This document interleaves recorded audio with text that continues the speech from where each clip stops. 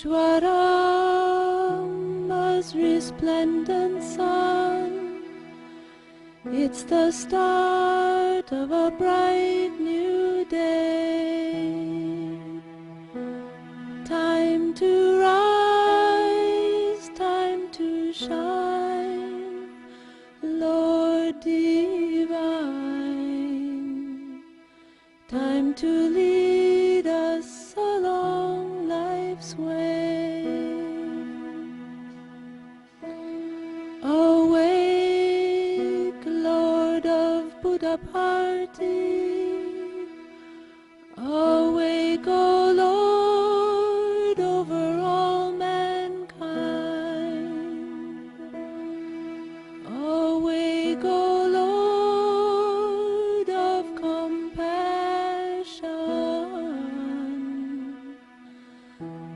That the world good fortune may find.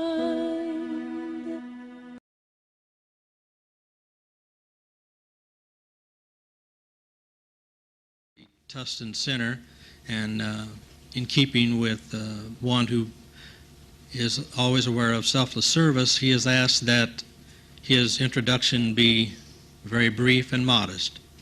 So with that, I will introduce to you Dr. P V Shankar.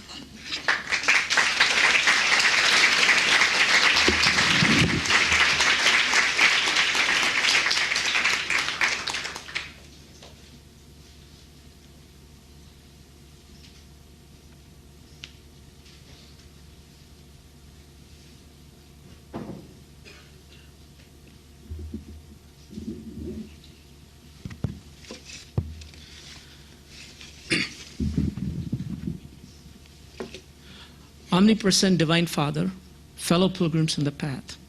Can everyone hear me? Okay. In the program, my middle initial was put as Z instead of V, and I thought it's appropriate. Swami says, we are all heroes in speeches but zeros in actions.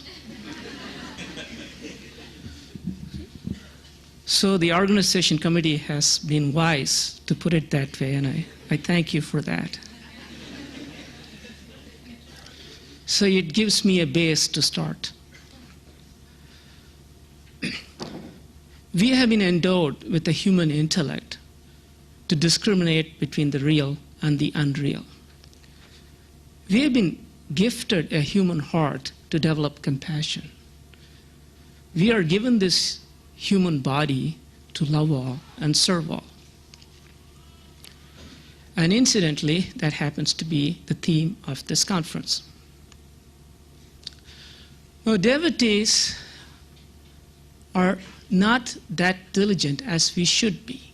Swami keeps teaching us so many things, and at least I do fall short of the discipline he requires. So when many years ago devotees went to Swami, please teach us how to become divine, then he said, follow the ninefold path of devotion. Hearing the glory of God, singing the Leelas of God, remembering the teachings of the Lord, worshiping Him, adoring Him, serving His lotus feet, being a servant, being a friend of the Lord, and being merged in Him. Then we said, Swami, 9 paths are too many. We cannot handle it. Can you make it simpler? Then Swami, as always, he is compassionate. He said, why don't you follow the eightfold path of devotion? Eightfold path of yoga. External cleanliness, internal cleanliness, steady posture, breath control, introspection, concentration, meditation, and the superconscious state. Swami says, then we go to Swami says, 8 is difficult for us too. We cannot handle the eightfold path because I don't know how to count that much.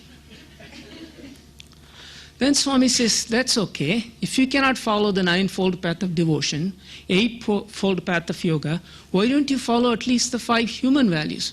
Truth, righteousness, peace, love, and non-violence. Then we say, Swami, 5 is too much. And as patient as Swami is, then follow the fourfold path. Follow the master, face the devil, fight to the end, finish the game. Then we cringe again. We said, we want to follow the master, but we are not able to do that. And we cannot face the devil because we are extremely afraid of him. And I cannot fight to the end because I have never finished anything in my life.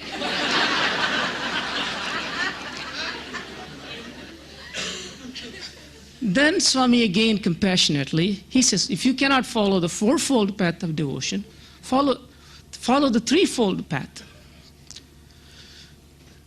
Never forget God, never fear death, never believe the word. We said, Swami, we cannot do that either. We don't want to forget you. In fact, we want to remember you, but the reason we forget you because we believe the word. And we are afraid of death. In fact, we don't want anybody to mention the D word.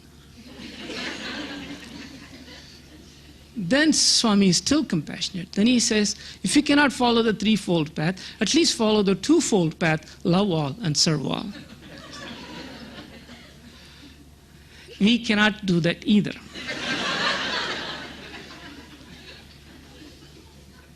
So I'm not going to talk to you how to do that, but how not to do that.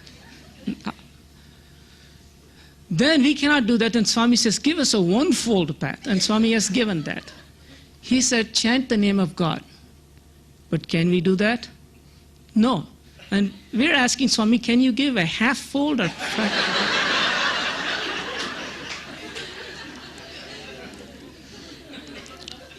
So how do we go from this 1 1/4 to the full 9-fold path? That seems to be our autobiography. We are revealing in front of ourselves. Now, love and service has a hidden component. Just like the two sides of a coin, love is one side, service in the other side, but the rim that holds it is sacrifice. Love without sacrifice is selfish, polluted, and blind. Service without sacrifice is dangerous, ostentatious, and meaningless. Love inspires sacrifice. Sacrifice fosters love. Sacrifice exemplifies service. And service is the sign of sacrifice. Now, in India, there is a city called Prayag. There's something interesting about that city. There are two rivers which merge there. The river Ganges, also known as Ganga, and the Yamuna merge there. There is supposed to be a third river which comes an inner spring, which is called the Saraswati. Love and service are like the two external rivers, but the inner spring is sacrifice. Without sacrifice, we cannot accomplish anything. I'm going to sacrifice water for a while. Now, Meera was a great devotee of Krishna. Even as a young child, she had so much devotion. Her mother has presented an idol of Krishna. She really believed that was God, and miracles did happen to her. But she developed a desire. She said, I would like to build, how nice it would be if I could build a temple for God and install this idol there. Swami says desires are not good. Even good desires are bad. We have to transcend desires. But because of desires, we are born. So she had only one desire. She developed a desire. She wanted to build a temple. She married a king, and he did fulfill that promise. But Swami says every desire, when it's fulfilled, you have to pay the price. She lost her freedom to worship the very God she got installed in the temple. And then finally, because she could not satisfy the needs of the king, she had to be kicked out. At that time, she was thinking, why I have wandered myself, attaching myself something worldly, something with a form. Then Swami usually sings this beautifully. She addressed her own mind. O mind, if you really want bliss, why do you seek it in the world, in the dual world? If you really want bliss, go where the Ganga and the Yamuna meet. And Swami goes to explain, the Ganga and the Yamuna she refers to are not the two rivers. In the human body, there are nerve currents. According to yoga, there is, on the left is called Ida, and the right is called Pingala, and the middle one is called Sushumna. If you notice it, breathing is a very important aspect of human life. If we breathe average 15 times a minute, if you multiply that by 60 minutes, 24 hours, 100 years, 24 hours, it becomes 21,600 breaths a day. This is what a normal breathing rate should be. And we are supposed to chant God's name, remember Him with every breath. And Swami says the rate of breathing corresponds to our life cycle. If we breathe normally 15 times a minute, we will live 120 years. Animals like dog and the horse, they breathe 40 times. So they live 30 years. Rabbit breathes faster. It lives less, 7 years. Elephant breathes less. Correspondingly, it lives almost like a human. A tortoise or a serpent, a cobra, breathes only 2 or 3 times. It lives 300 years. Now, this breathing is connected with the nerve current, and this hidden spring is the sushumna. In fact, even when we normally breathe, we only breathe through one nostril, either through the left or through the right. That's where the two nerve currents, Ida and Pingala, are active. When we are calm, equal-minded, we will breathe through both nostrils. That's when the sushumna is active. You know, during the morning period, during sunrise, during sunset, and during midday, these nerve currents cross. So when they cross, temporarily for a few moments, we breathe through both nostrils, assuming that we have not forgotten the art of breathing. That's why in the ancient Indian tradition, you're supposed to chant the Gayatri during those 3 times. That's called the Sandhya periods, because that's when the mind is tranquil. Then Swami was telling that Meera was explaining that we should take it to the center of the Bru Madhya. It's between the eyes. That's where we are supposed to concentrate. That's where these nerve currents merge. One is love, the other is service, the inner one is sacrifice. But many times we don't understand the significance of rituals. Recently, we traveled with Swami a few months ago to Kodaikanal. We were given the opportunity to observe him 10 to 12 hours for over a month. What did we find? Swami always says, yes, yes, yes. We found simplicity. We found selflessness. We found sacrifice.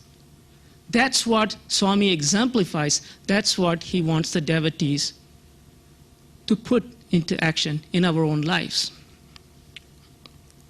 See, Kodaikanal is a summer resort. Why does Swami go to a summer? He doesn't go to a summer resort to enjoy anything.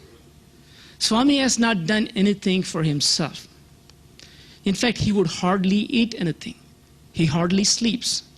In fact, in the fond hope that he took a collection of boys, he doesn't even expect them to become good, because if Swami were to expect people to become good, he is also selfish. His job is to give grace continuously without expecting anything. That's what God is. So he spends so much time with the devotees, he's making himself available with one hope, that suddenly, one day, we might awaken ourselves that I should become good. I should inculcate the principles of love, service, based on sacrifice. He says, I'm fondly hoping that.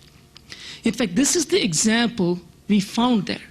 And he continuously taught the significance of a good life, a moral life, a life fully based on love. In this context, he was telling the meaning of rituals.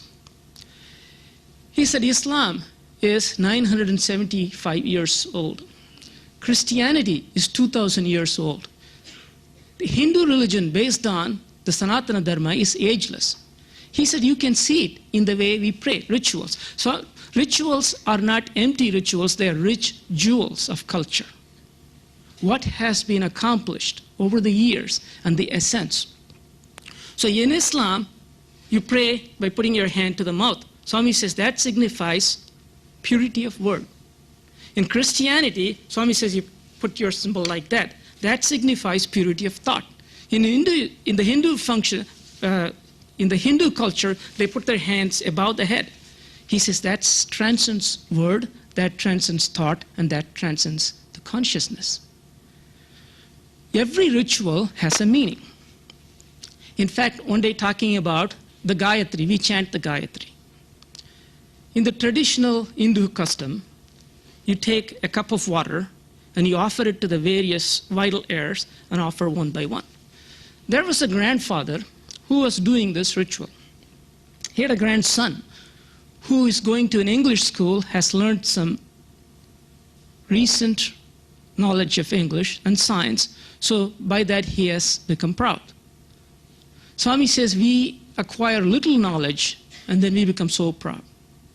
He says God knows everything and pretends he knows nothing.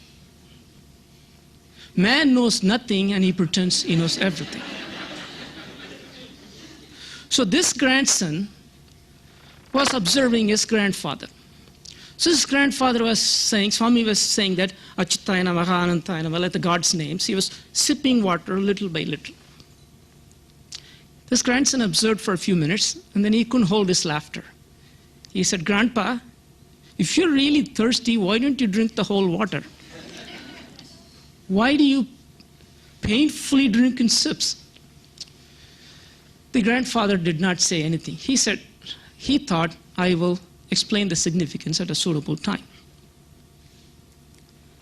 Every ritual or everything we believe from the heart is important. During the 1972, before the summer course, there was a boy in a village. He has been recently inducted into this chanting of the Gayatri. So he's a village boy. He used to go to the fields and chant this. He didn't realize the significance of the Gayatri. Swami says if we believe really the significance of God's name, if you really believe the significance of Gayatri, things will happen. If you're willing to purify our minds, he said we only have to wait and see. So this boy used to chant the Gayatri. So after a while, after a few months, he started a light appearing in space. And then this started growing every day. So after a few weeks, he was afraid to chant Gayatri because this form appears in front of him. He was almost going to run away. And then suddenly this form took the shape of Swami himself. He has never seen Swami. So he was the one of the few selected for the summer course. And when he attended the summer course, then Swami came to him and he said, you thought I was a ghost, didn't you? Now, everything we do, God knows. And Swami says many times, we think that we have to inform Swami. It's good to write letters to Swami. It's good to express things to Swami because it relieves the burden from our hearts. But truly, he knows what goes on. Everything we do, he knows. In fact, one day in Kodaikanal, he said, boys, why don't you keep silence for a while and pray for the welfare of Gokak, the first vice chancellor of Sri Sathya Sai Institute of Higher Learning. He just passed away. After a couple of hours, we received a telegram stating that it was a fact. Another day, he suddenly said, so-and-so's father just died in Prashantinalayam, and the doctors are trying to revive, but it's not going to work. Next day, we got a telegram, and Swami showed it, that previous day at 3 o'clock, this boy's father has died. Now, this grandfather, after a while, this grandson was doing his homework. Those days, they used the ink pen in which you dip the ink and write it. So he was patiently dipping the pen and writing it, dipping the pen and writing it. Grandfather told the grandson, "Grandson, you're trying to do something on the paper. You're doing it the hard way. Why don't you pour all the ink over it and then draw the pattern you want?"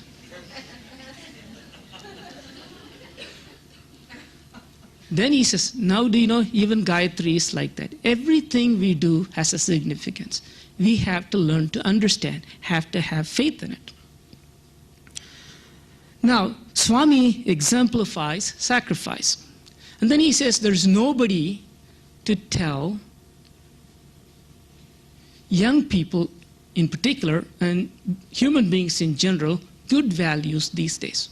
He says, I myself had to do everything. So I'm going to teach you over the course of the few weeks the lives of great saints who exemplified sacrifice. He told several stories, and he indicated the significance of several concepts. So I would like to share a few with you, if time permits. In Rama's dynasty, there was a king by name Sibi. Emperor Sibi was a very virtuous man. Swami says olden days people were very virtuous to start with. Nowadays it's very difficult because the minds have become polluted and faith has gone. So God has to come with more powers to bring that faith back into. So this Sibi was a virtuous emperor, and he believed sacrifice is the cornerstone of life. He will do anything to uphold the righteousness of his kingdom. Now, so one day, Swami, when he talks about these old mythological stories, we generally shake our heads, it's just a story. Did it really happen? He talks about Rama, he talks about Krishna, he talks about Jesus or Buddha. Did these people really live? In order to authenticate these teachings, in order to help us develop faith, because we have lost the simple art of developing faith in God, in ourselves, or anybody around us.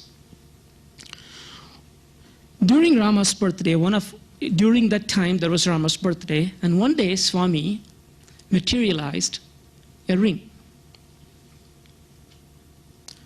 Well, Swami materializes thousands of rings. What's significant about this ring?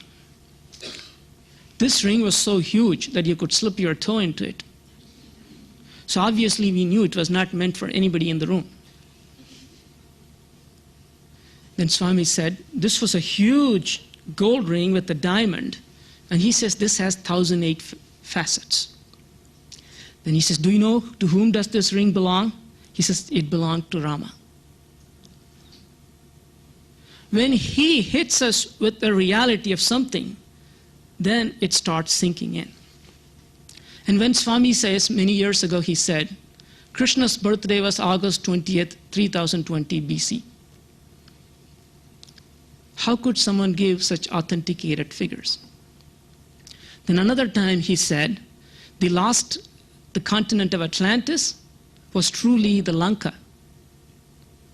20,000 years ago. It was where, because the civilization at that time, in a material sense, was very advanced. They had even airplanes. Ravana was supposed to have flown an airplane. But he says, this is not the Sri Lanka you see now. It's the wrong place. Swami said, the land, the continents look different. If you look into the recent theories of plate theory of geology, it confirms that. The earth has this hard core of lava surrounded by these plates. 20,000 years ago, the Indian subcontinent had thousands of miles extra land south of it in the Indian Ocean, was connected with the Australian subcontinent and the African subcontinent. And of course, also, the same theory says South America was connected with the west coast of Africa. And then during the period of time, they have drifted. In fact, in the ancient civilization of Dravidian civilization, in the Tamil literature also, there is evidence which says there used to be a city thousands of miles south of where it is now, that the civilization flourished. Now Swami throws in, and then that has gone into the sea. Swami throws in these details to shake us up, to wake to reality that what we think we know is not enough. What science thinks we know is not good enough. Now, Swami created that ring and he showed it to everybody. Then he blew on it and a picture of Swami appeared inside the diamond. And we looked around and then he just threw it in the air and it disappeared with a sound. Swami says, these things I do. In fact, another time he created the ruby pendant, which was a gift to Sita on her marriage day. And then he blew on it, and then a figure of Lakshmi, a gold figure, appeared inside. But he says these are not significant. But of course, when he shows them, that seems to be the most significant. We forget who created them. Everybody is crowding around to see those materializations because we are so attached to material things. How will things be different in front of Swami? And then, of course, this time, he put it inside a rose flower. And Swami was giving a discourse. Everybody is looking at the rose flower. So he made it disappear. And Swami talks about one devotee in the Ramayana, that is Hanuman. Hanuman has a monkey form. Swami says it's better to look like a monkey and behave like a human, and vice versa.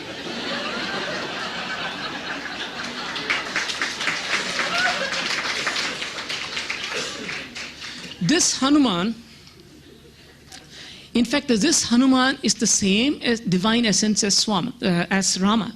In fact, Rama was born with the divine portion. One of the portions was missing. It was taken by a kite into the forest, and a tribal lady drank it, and Hanuman was born. Swami said the whole of Ramayana was enacted so that Hanuman can be united with Rama. Now, what is the significance of the monkey form? Mind is compared to the monkey. Swami says it's very difficult to control the mind. The monkey catchers adopt a trick. So you don't need a cage to catch a monkey because it's too smart. It won't enter the cage. But there is a very simple technique that will catch monkeys, which is being practiced in the Far East even today. You put a jar with a narrow neck, put a lot of nuts in it. So the monkey can put its hand into the jar and take it out when there are no nuts. But if you grab something, it won't come out. So they will just leave these jars, and these monkeys will come and grab those nuts, and then they will try to remove it, and they'll think somebody is holding. And then they will sit all night complaining. He says, look at your own lives. We always blame somebody else responsible for our misery. He says, you are yourself holding on to your misery. If only you would give it up. In fact, it's common to compare the human mind to the monkeys. Nobody ever thought, what do the monkeys think about this?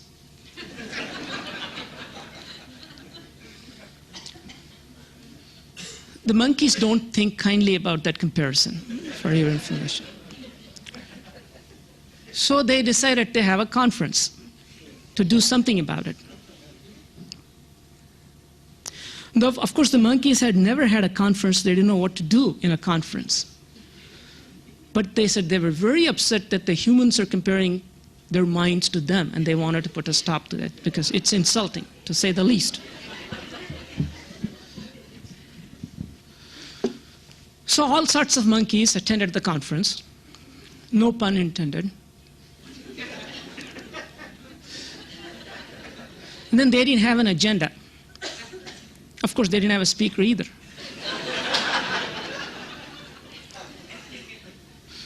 So they said, we have all come here with a common purpose. That is, we are sick and tired of man comparing his mind to us. We should do something about it. There was a panel, and several monkeys discussed the ideas. And one of the older ones, wiser ones, usually old is supposed to be wiser, he said there is a truth to this statement. because we monkeys are not exemplary anyway. We are all the time restless. We cannot sit in a place quiet for a few seconds. We have no stability of any sort. We are frolicking all the time. And then suddenly we want to get peace of mind. How is it possible? So, maybe it's time we change our behavior. The monkey said, how are we going to change our behavior? It's something we have never tried. Then the older monkey said, there is always a start. We could start changing now. They were already agitated. They couldn't sit in a room, so they were running around discussing these things. What kind of technique should we adopt to change ourselves? This is the uppermost thought in the mind of every monkey. But they didn't know what to do. One monkey said, I know one technique. You see, when I go to the temples to grab fruits where they have, I happen to stand by and listen to somebody give a discourse. I heard that one way to control the mind is to fast. Then the other fasting, what is that? We don't know what is meant by fasting.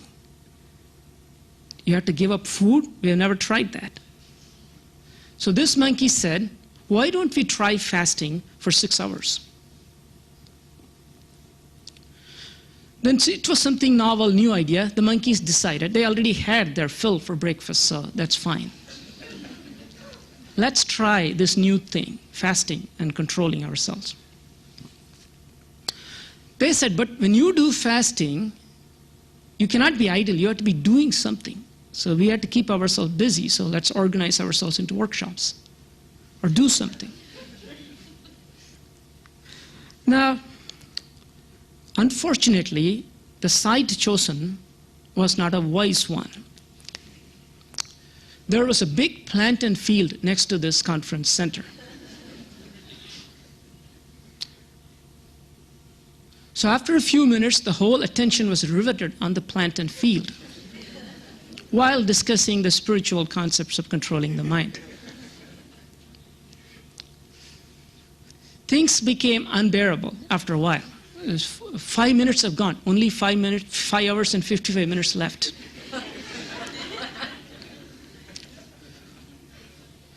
They really became restless. They could not think of anything else.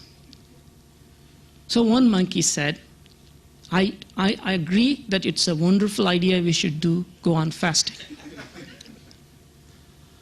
I also agree that we should fast the full 6 hours, however difficult it is.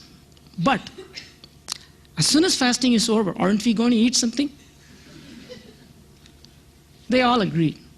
Then the monkey said, isn't the logical choice that we will grab the bananas from the next field after the 6 hours? They all agreed. Then this monkey says, if that is the case, after 6 hours, why waste time collecting the banana fruit then? Why don't we just pluck it and keep it in front of us?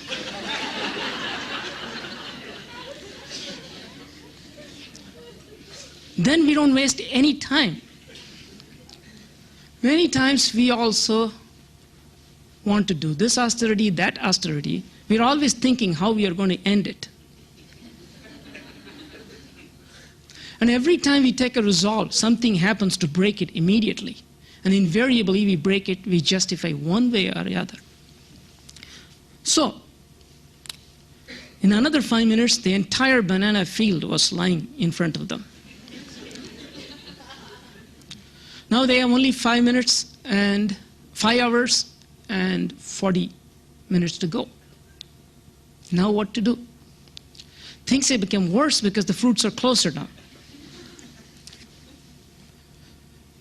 Then the same monkey stood up. If we want to eat the bananas after 5 hours and 40 minutes, we have to peel the skin, don't we?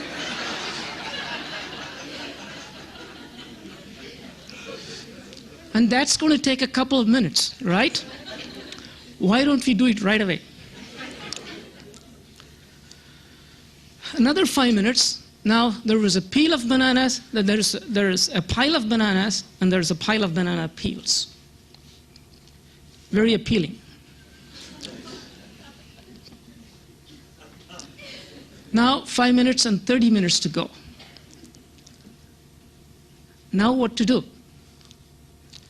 How do we survive another 5 hours and 30 minutes?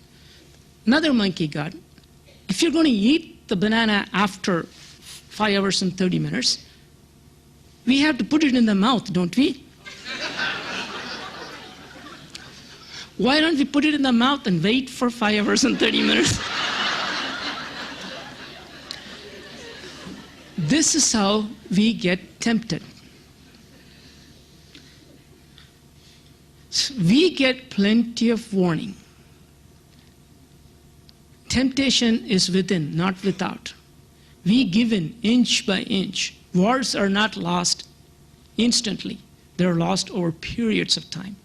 We lost the control to our minds by slowly succumbing to our crooked intelligence, not the good one.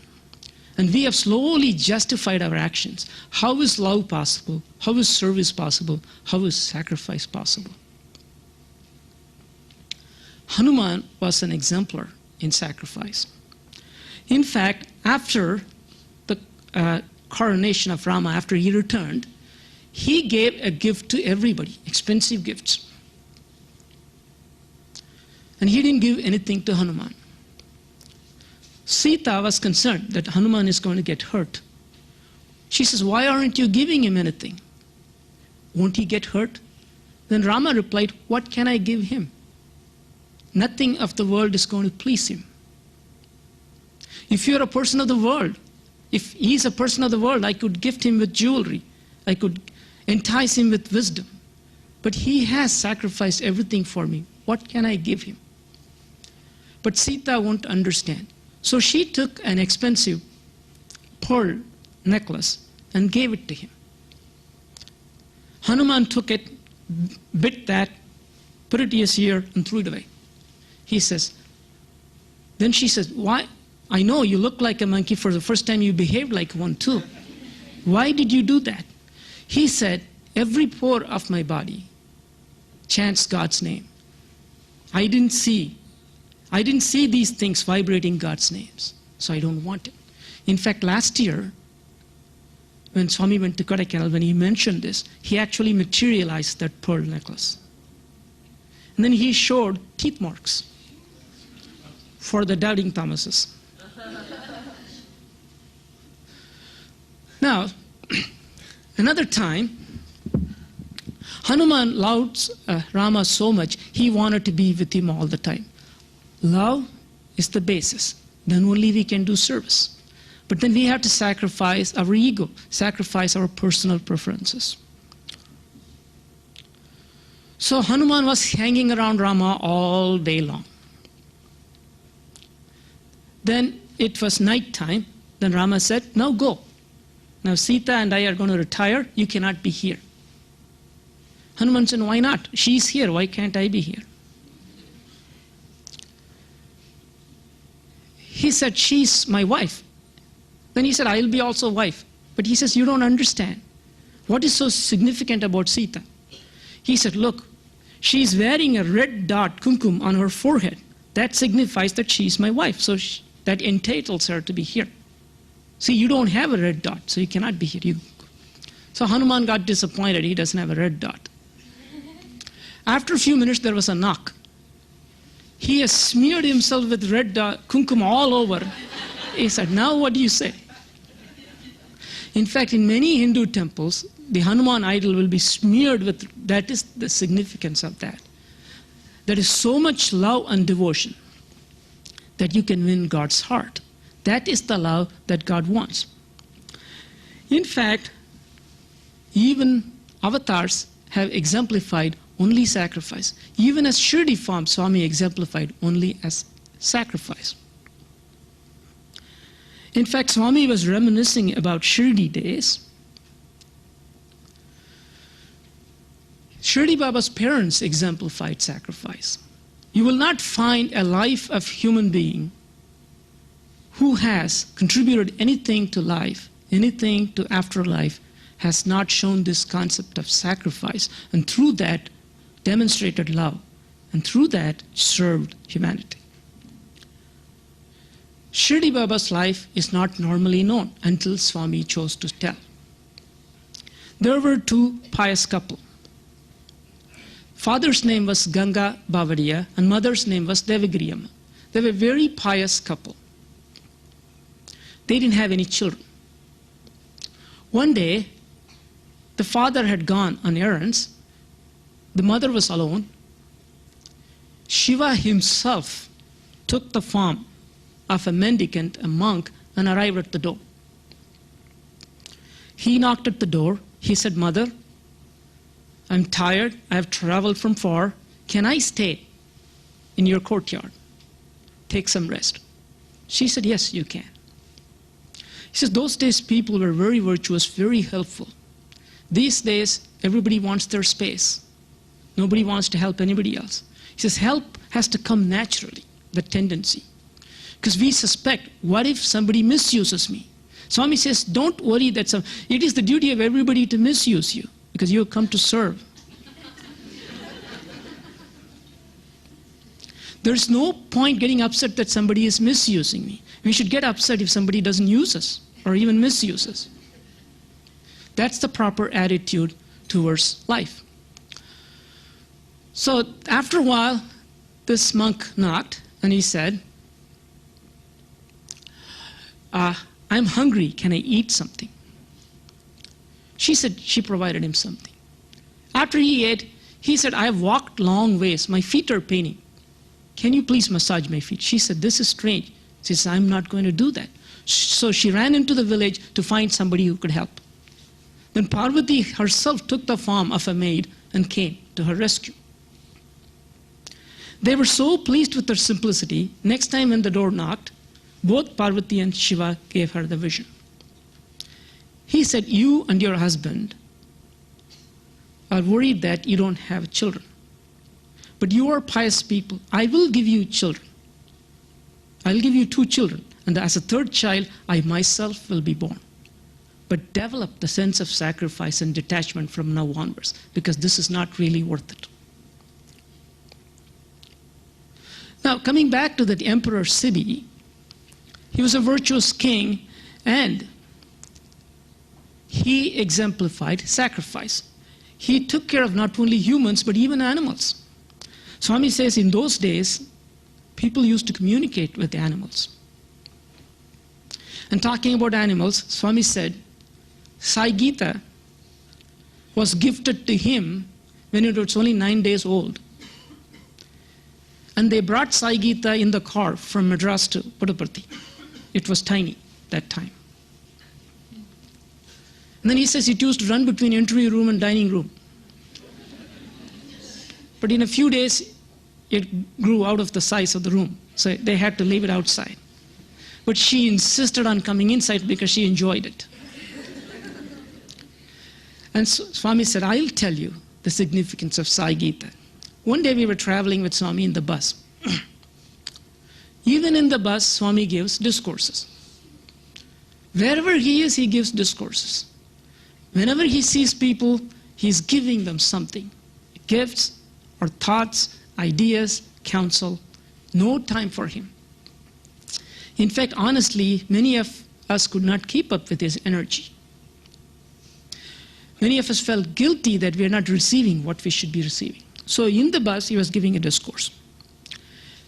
He said, "I want to set something straight." So we knew something strong was coming. He said, many boys might feel proud that they got this opportunity to be with Swami. "Why do you think you're with me?" he asked. "Don't dare to think that it's because of your beauty." He said, "There are a lot more devotees, hundreds of times more beautiful than you. Don't think it's because your wisdom, because you know nothing. Don't think it's because of your sacrifice, because you haven't sacrificed anything yet for Swami. There are others who would die for Swami if only I have to say a word to him. Don't think it's because of your wealth or your parents' wealth." Immediately he materialized a huge diamond with a pink glow. He says, "This is the largest diamond in the world." He says, "It's priceless. And then before anybody could look, it was gone. It was to just illustrate a point. Don't think because of any of your merits, because you will not find it. You have not done anything in this life. Maybe in previous life, but you don't know that. Because I have willed it. And I will tell you the story about Sai Gita, what an animal has more sacrifice than young boys should have. Then he looked around in the forest, there was plenty of trees. He said, 10 years ago, 20 years ago, there were lots of animals. But now those animals are gone, they're all inside the bus.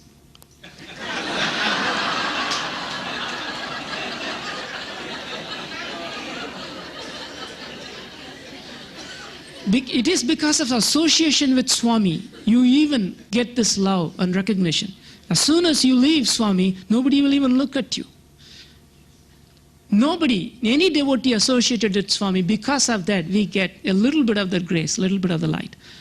But it's not the physical form. As soon as we lose faith in God, we lose everything, because there's nothing else worth having. So this Sai Gita, when she came of age, the forest authorities were concerned that she might become unruly because she does not have a companion. An elephant companion. So they said, it's dangerous because you're holding festivals and all that. She might trample people. So you should do something about it. Swami said, what should I do? They said, you should take her and leave her in the Bandipur forest. Let her find her companion. And Sai Gita did not want to go. They had to drag her to the forest. He said, if Swami gives you permission, next year you'll get married. Now you say, Swami is everything, Swami is everything. As soon as Swami looked the other side, it's gone. He said, Anantapur girl students are far better than the boys. When the girls get married, husbands become devotees. When the boys get married, they become non-devotees. But he said Sai Gita was not like that. So they left Sai Gita in the Bandipur forest, in the most appropriate spot. After 2 days, the government officials spotted an elephant running helter-skelter in the freeway towards Prashantilayam, in the highway towards Prashantilayam, hundreds of miles from where they left it. She said Sai Gita could not stand this worldliness. She had to come back to Swami. Even now, he said, how many can you boast of that kind of self-control? He reminded this to us many times in case we didn't get the message. And when Sai Gita, he says, even now, hundreds of cars go by, but Sai Gita hears Swami's car's siren, immediately she will come running. He says, that is one-pointedness. One day, once Sai Gita was left in Prashantilayam, Swami was in Vrindavan. Midnight, there was a knock on the door. The person in charge of Vrindavan went and opened the door. A huge thing came and pushed him. He got so scared, he ran upstairs. Swami, there is something huge there. I don't know what it is in the night. Swami said, it's Sai Gita, it has her trunk. She's trying to come inside. Because she's missing me. So Swami came down, calmed her down. So those days, people used to communicate with animals. He said, Swami communicates with everybody. In fact, 2 years ago when we visited him, one day he said, Swami goes at 11 o'clock upstairs. One day he came at 12 after lunch, and he spent some time in the garden with the deer, and then went up. The evening he explained. He said, many years ago somebody gifted me this deer. She's now a very old lady, she's 20 years old. Okay? This deer was yearning for me at 12 o'clock, so usually I don't come down. I came down. Now she has children and grandchildren, but she is passing. So she wanted to pass at Swami's feet. So Swami had to fulfill that. I came, I patted her, gave her an apple. She insisted on placing her head on my feet, and then she was gone. He said, how many of you are aspiring for such an end to your life? Even animals have sacrifice. Where did this quality of sacrifice go from humans? So Emperor Sibi, one day, an eagle was chasing a pigeon. This pigeon, it's the nature, because Swami says everything is food for others. That's how nature is. It's a food chain, except the human. Now this pigeon was being chased by the eagle. It wanted to consume it. So this pigeon came and fell at the feet of Emperor Sibi. And Sibi said, they had the intuition to understand. Sibi said, it is my duty to protect this pigeon. So he told the eagle to get lost. Then the eagle got upset. I am doing my natural dharma. I am supposed to eat. This is my food. How can you take it away from me? You are a virtuous king. Then the pigeon said, I am your subject too. You are to protect me. So Sibi didn't know what to do.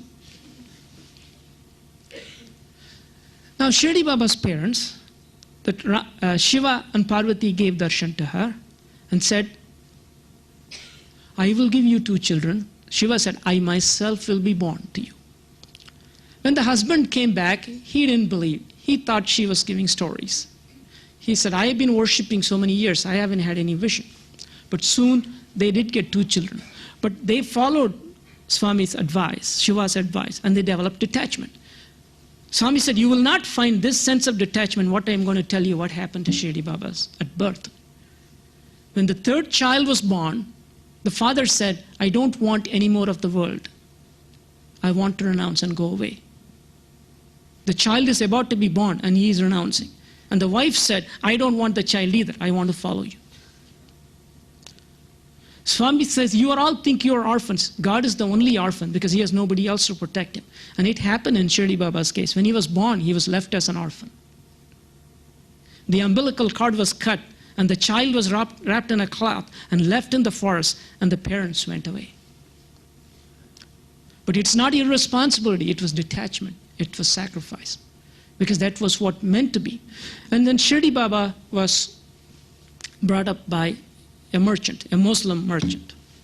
He lived with him, and then this boy was so irrepressible, it became impossible to handle him, so they gave it to somebody by name Menkusa, a local saint. And this saint developed so much love for Shirdi Baba, and he used to love games. He used to play marbles, and he used to swallow the marbles. Swami said, I should not have swallowed the marbles in Shirdi time. Now I have to cough up the lingams now.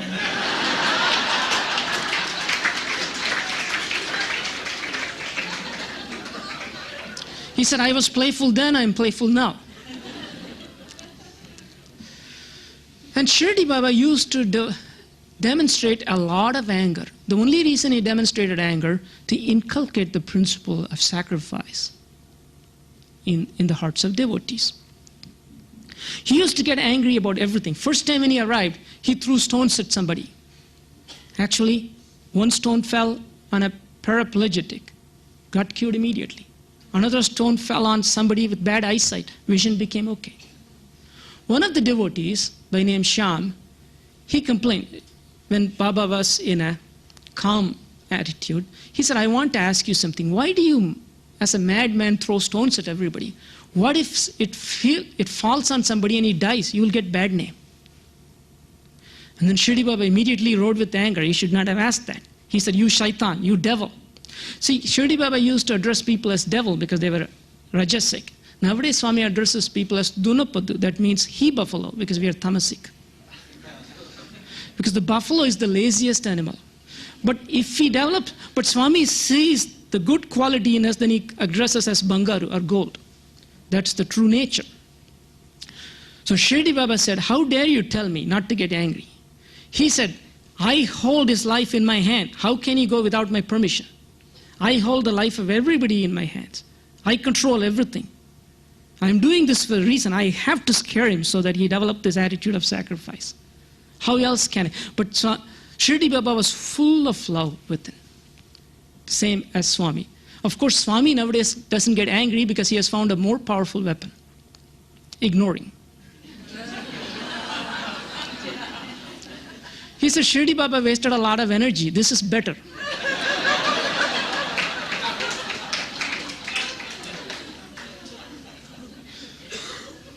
Because a court of law can punish the body, God is the only one who can punish the mind and correct it.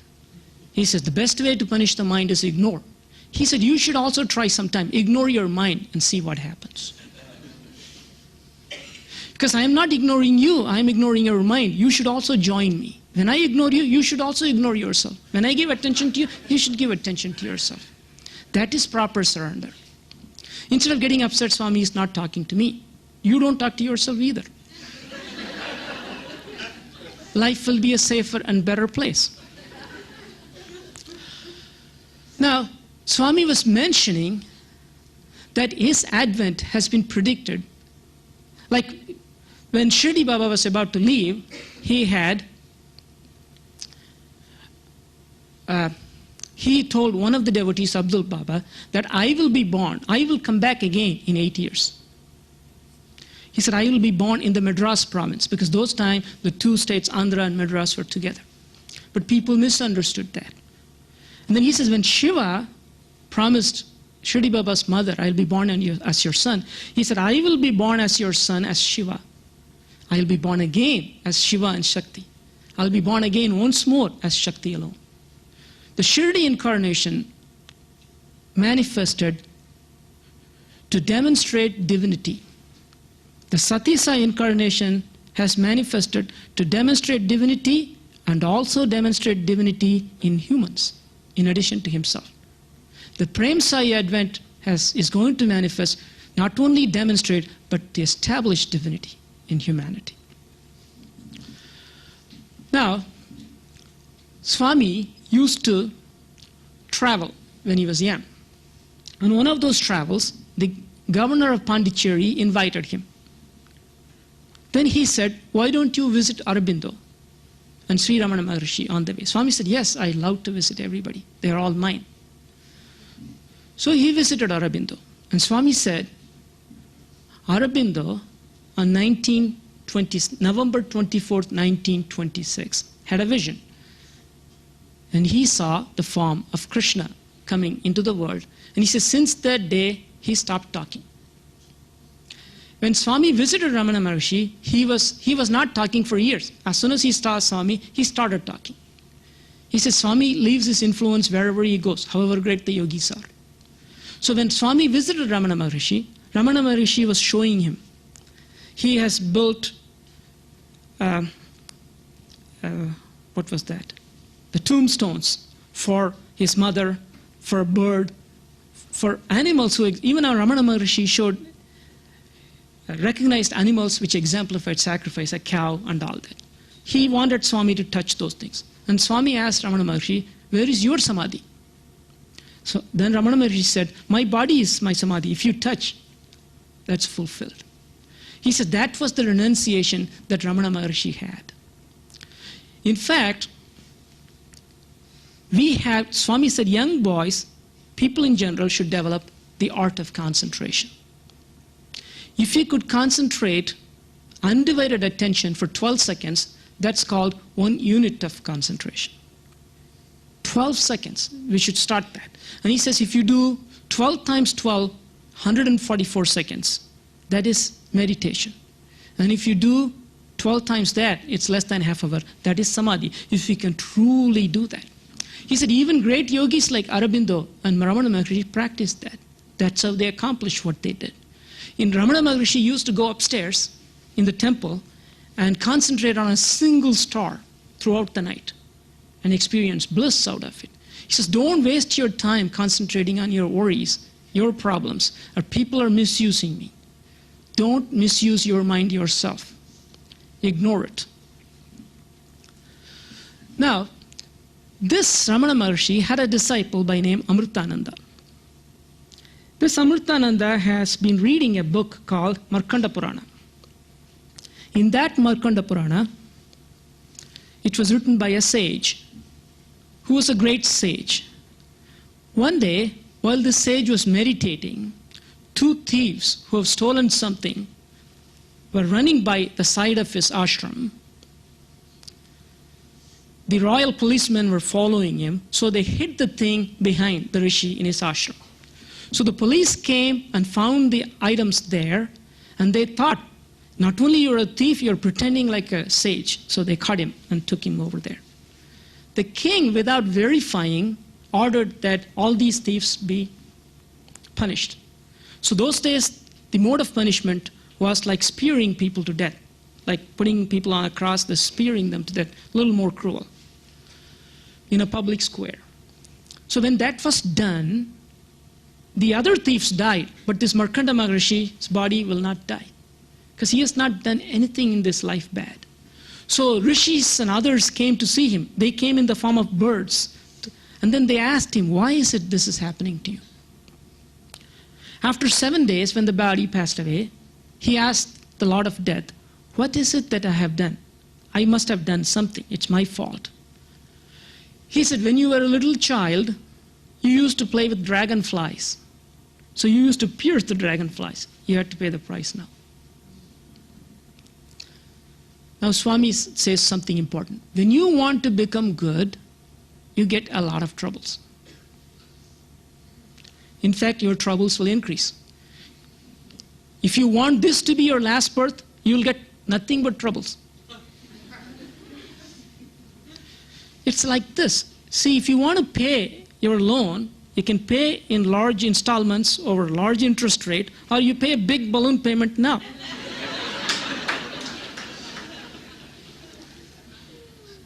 So difficulties are not bad, they're good. He said the more difficulties you get, you should become very happy. And of course, some of us develop a thought, if we start accepting difficulties, what God thinks that we can handle it and gives more. And then Swami says, yes, he will give more. Because that's the whole idea, that you get promoted into more difficulties. Because without difficulties, without being hammered, your ego will not go.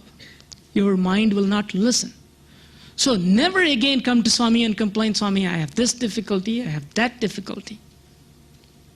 In fact, Swami has a tremendous sense of humor. When some devotee complained to Swami, Swami, these hands are hurting, the legs are hurting, Swami says, cut them and throw them in the Chitravati.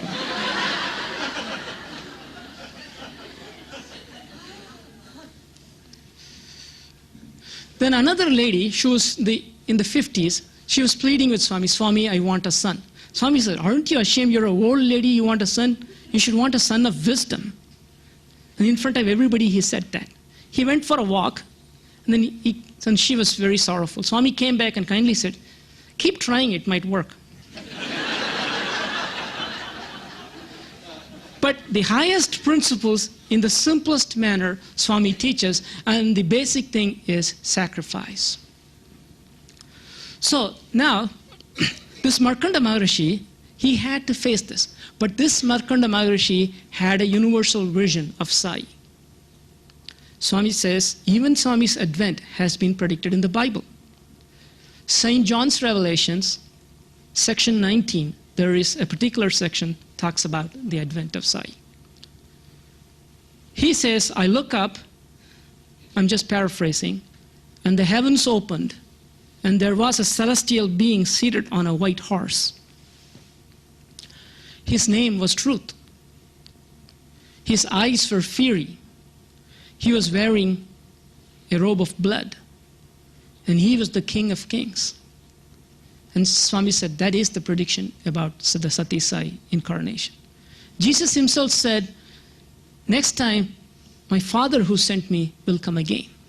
Muhammad also has predicted the advent of Sai. Now, this Markanda Maharishi has predicted that. What did the Markanda Maharishi predict? He said, there will be a divine incarnation to come. His name will be Truth. Oh, even in the St. John's prediction, he will wear several crowns. Even Markanda Maharishi said, he will have a crown of a hair as a crown. He will wear a robe from neck to toe, fully covered. And interestingly, Markanda Maharishi said, he will be 5 feet 3 inches tall. And then Swami said, in the Krita age, people were 16 feet tall. During Rama's time, the average height was 8 feet. Rama himself was 7 feet. That's why he said the ring was huge, because his fingers were huge. Sita was 6 feet tall, Rama was 7 feet tall. During Krishna's time, the average height was 6 feet. Now the average height is 5'6". He said generally the avatar is slightly less than the average height. for those who are hungry for facts and information. Now, Shirdi Baba also predicted, I will come again. And Shirdi Baba used to depict anger just to inculcate this principle of sacrifice. One day when he first came, there was a woman called Bhai Jama who wanted to feed him. She didn't like him begging from door to door. He said, you are the king. Why do you go and beg?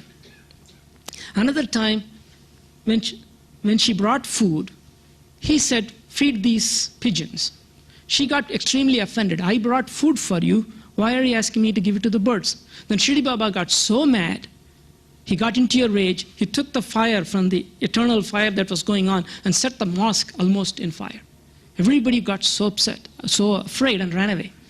And when he calmed, then she went and pleaded with him, please forgive me. I will feed everybody first before I feed you. He said, now you understand, because there's no difference between me and the animals. Then when she gave, an old pig came. He let it eat first, and then he ate. This was the sense of sacrifice that Shirdi Baba demonstrated. In fact, one day, Shirdi Baba was asking several devotees, who are you? Several of his close devotees.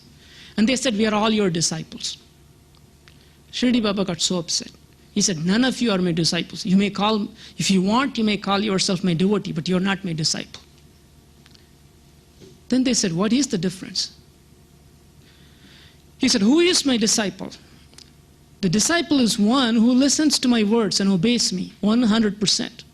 You just listen from one ear and leave for the other ear. You're not a disciple. You may think you're a devotee. And of course, Swami has improved on it. He says, you're not even a devotee now.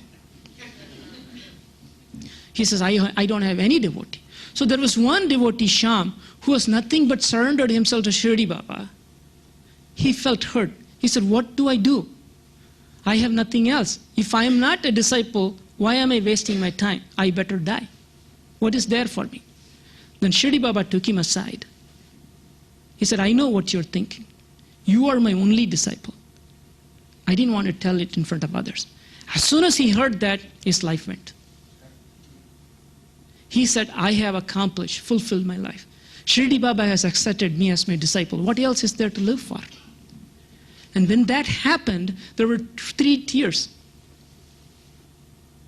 Then people asked, Baba, you are not afraid of anything. You don't feel for anything. Why did you have tears? He said, those are not tears of sorrow.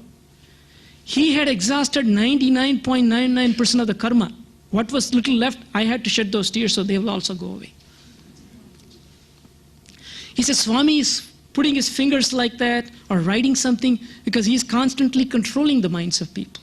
Shirdi Baba used to do the same thing. He's constantly in communion. Even in Kodaikanal, everybody else will be tired. He's up and ready for the next day. In the evening, he's as fresh as he started with in the morning. But to inculcate the spirit of sacrifice, we should have, Swami says, the 3 H's. The head, the heart, and the hand. We should have the head of a Shankara, the great philosopher. We should have the heart of a Buddha, and we should have the hands of a Janaka, who lived a selfless life, full of sacrifice, detached, but in the world. In fact, Janaka's kingdom is called Videha. Videha in Sanskrit means nobody. Sita is called Vaidehi. But those were the people who have lost their body consciousness. He said, as long as you live in your body consciousness, forget about peace. As long as you listen to your mind, you will not have peace. That's why we should concentrate our mind on God and develop that love through that. So this pigeon was pleading to Shibi Chakravarti that I don't want to die, you have to protect me. And the eagle was after him. Then Swami said, immediately Shibi thought, okay, what you want is flesh, right? I will do justice for you. I will give you the equivalent weight of the pigeon flesh from my own body, from my thighs. Would that satisfy you? Then the kite thought about it. Well, it will satisfy better than what I thought because this would be tastier. But the point was, these were actually gods who come to test him. Of course, Swami says, usually when you tell these stories on sacrifice, you'll have to tell at the end that everything went okay, that it was a god. Otherwise, people will be afraid to sacrifice. Because even if the body is wasted, so what? But it didn't happen in the case of Sibi Chakravarti, that the gods appeared. We wanted to demonstrate your sense of sacrifice, what you stand for. Adi Shankara himself, when he was born, he renounced at the age of 5. In fact, his mother was so much attached to him that she wouldn't let him go. But we all have to go one day. It's mental, not physical. We don't have to leave physically, but if we can leave mentally, that would be the best. So Adi Shankara had to enact a play. In fact, his mother could not go to the river. She was getting old, so he sang a song. The river folded itself. Even today, we can go and see in the village that the river comes straight, takes a U-turn, takes another U-turn within 200 yards and around that house. Miracles happen all the time for those who have faith. So he went into the river, a crocodile caught him. Then this little boy said, "Mother, I will die unless you give me permission to renounce. Then this crocodile will leave me." Swami says that was symbolic of desires. We have to give up desires. We have to sacrifice. If we want love and if we want to serve God, if we want to serve ourselves, we neither need love nor sacrifice. Buddha, at the age of 19, he had everything going for him. In fact, the name of Buddha is Siddhartha. The meaning is, Siddha means enlightenment. Artha means who gives meaning. So appropriately he was named one who gives meaning to enlightenment. And that's what he did. He did not know about disease, death, or old age. But when he found the first time, he gave it. We have to develop this sense of compassion. Everyone should feel. And that's what Buddha did. And that's what he is.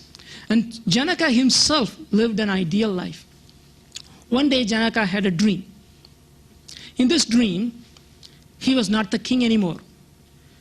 He has lost his kingdom. An enemy had come and has destroyed him. So he went into the forest. And wild animals were chasing him. He was so hungry. He finally got some food.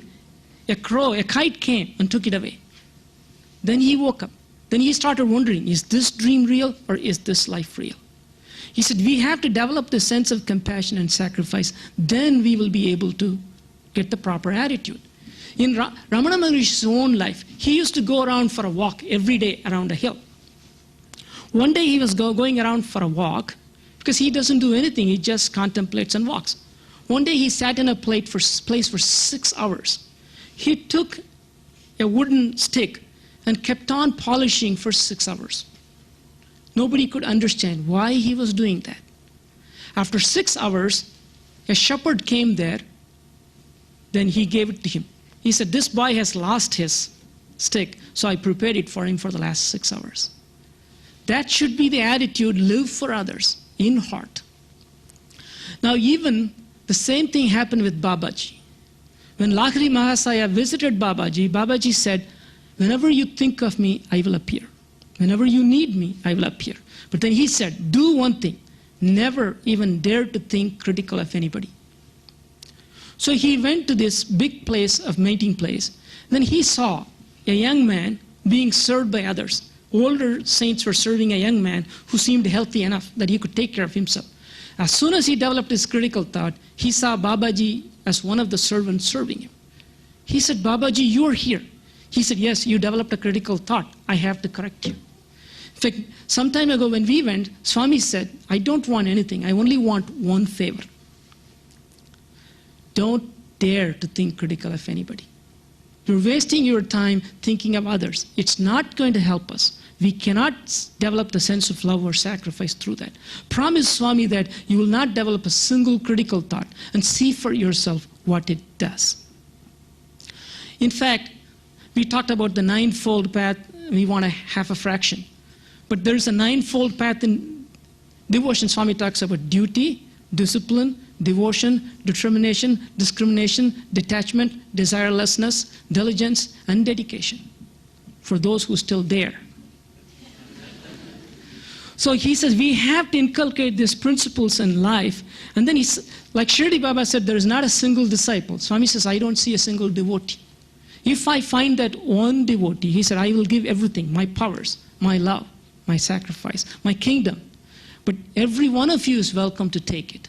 So we'll pray to Swami that he will give us that feeling, that we will do what he wants, and we will give up this false attachment to our body.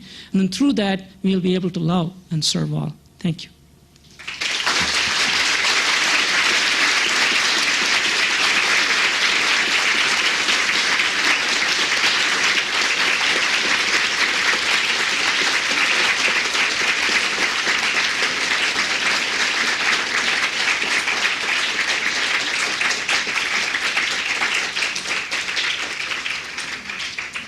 There are still 20 minutes left. I don't know what you're planning. Yeah, you can ask a few questions. I don't know the answers. But if I remember anything Swami said, vaguely related to that, I would like to share them with you. You were talking about rituals. Right. I've always wondered, is it so important to follow specific ancient rituals or rituals maybe that Baba had shown, or if you create your own rituals, you know, things that feel right to you when you're doing your puja? I mean, is that... That's correct. What you're saying is you can create, because whatever we do becomes a ritual. Because what is a ritual? Whatever we do repetitively becomes a ritual. And why do we do things repetitively? Because the nature of the mind is repetition. Because when you get angry at somebody, you keep on repeating, I'm going to kill him. Right? Same way, if you keep on repeating God's name, so that's a ritual. So our whole life is full of rituals. So I agree with you.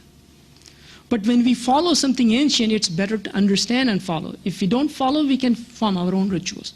But we should do things with the faith that we don't know anything. Anybody else? Do you constantly repeat the name of the Lord? Not constantly, intermittently. I would like to constantly repeat it, but also it must be, you can repeat it mechanically, it doesn't do much good. It does some good, definitely, better than that, because at least that portion of the mind is busy. But the entire mind should be concentrated on that. That is the onefold path he has given us.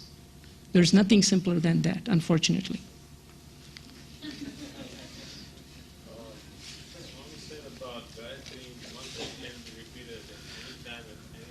Right. But do you sort of have to be focused on it completely? Or could you, for instance, be looking at a map and still be doing the Gayatri Mantra? Does it mean anything?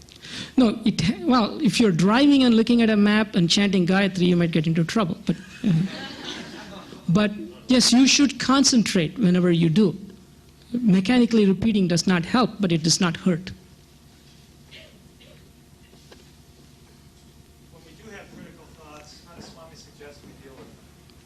Well, one way to deal with it is, if we generally have critical thoughts to those who are very close to us, right? Like the saying goes, marriages are made in heaven but lived in hell. Love is blind, but marriage is eye-opener. And an ideal marriage is between a deaf husband and a blind wife.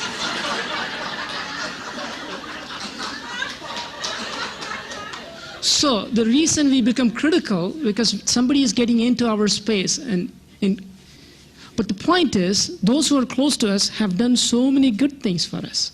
For every wrong thing we think of the 10 good things they have done. Then the criticism won't be there. And of course, that's the first step. Second step, this is Swami himself is doing for me. Of course, if we become critical of Swami himself, we are in danger, but that we'll have to work on. That means when we become critical of somebody, the real reason is we have a desire that's not being fulfilled. We have to address the proper problem there. So if we give up the desire, they will again become angels.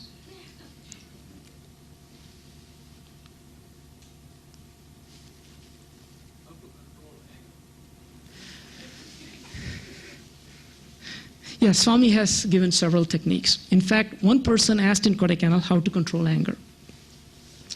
Swami said, these are the things you can do. If you get angry, first of all, when you get angry, we totally lose common sense.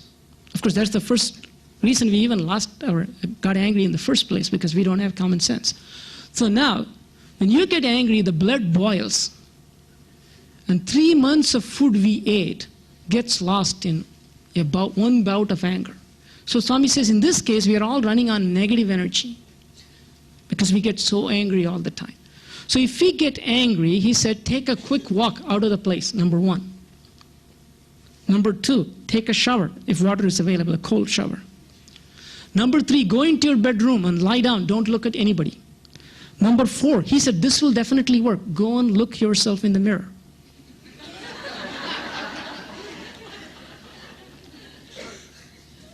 Number 5, think calmly.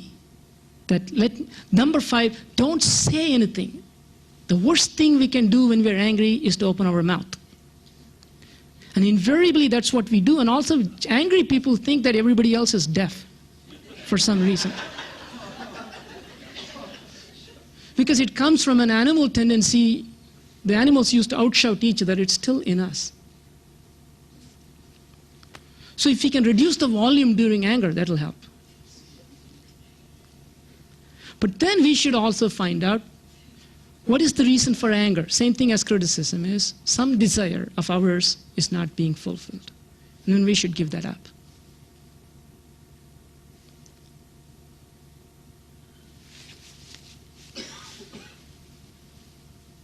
Is that all? Okay. Thank you. Sorry.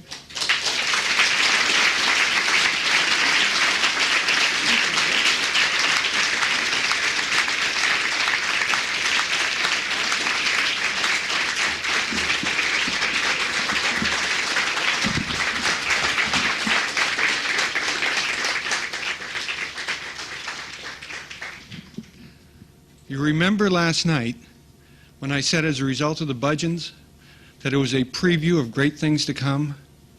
Was it not?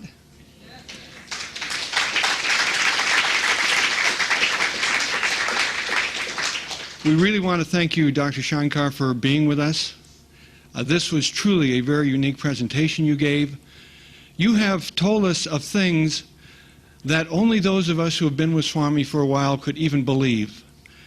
Even when you said them, they are hard to believe, and they make me and those who are in the room realize what a unique opportunity it is to be with Swami and to be amongst each other, with each other as Swami's devotees. They're really, I'm still shocked by the things that were said. I've heard these stories, but to hear them from somebody who has seen them even makes them more meaningful, still difficult to believe. Before we go to lunch, we have the theme of Love All, Serve All. Last year, the Benicia Center produced a directory in terms of a service project for us. This year, the Benicia Center has done the same thing. They have produced another directory for us. In the directory, you'll find not only the 10-fold path to divinity, the 9 points of conduct, some quotations from Swami as to what this organization, his organization, is all about, and also some thoughts from Swami as to what it means to be his devotee. I'd like to thank the Benicia Center for again doing this as a service project and welcome all of you on your way out. They are now at the table outside the registration table. They're the blue books. That center has also produced an orange morning prayer and evening prayer document for you, as well as a statement from Swami that he gave in his discourse on November 23rd, 1983, a birthday discourse, as to 5 statements, the I am God, I am not different from God statements that if we repeat is a way of helping us do exactly what Dr. Shankar was saying.